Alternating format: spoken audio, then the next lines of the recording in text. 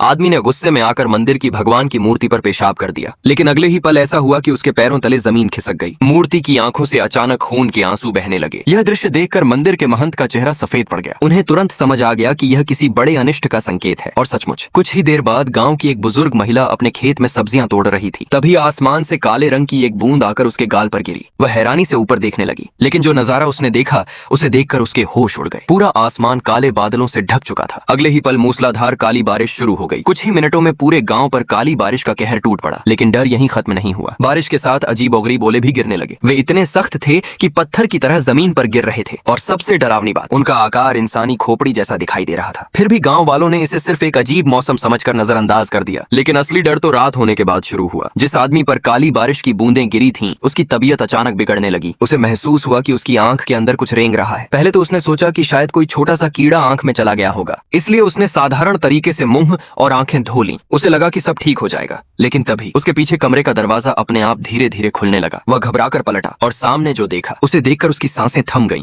दरवाजे पर उसका वही पिता खड़ा था जिसकी मौत कई साल पहले हो चुकी थी। डर के मारे आदमी वहीं जड़ हो गया। उसका दिमाग काम करना बंद कर चुका था। लेकिन इससे पहले कि वह कुछ समझ पाता, अगले ही पल ऐसी भयावह घटना घटी जिसने उसकी पूरी दुनिया बदल कर रख दी।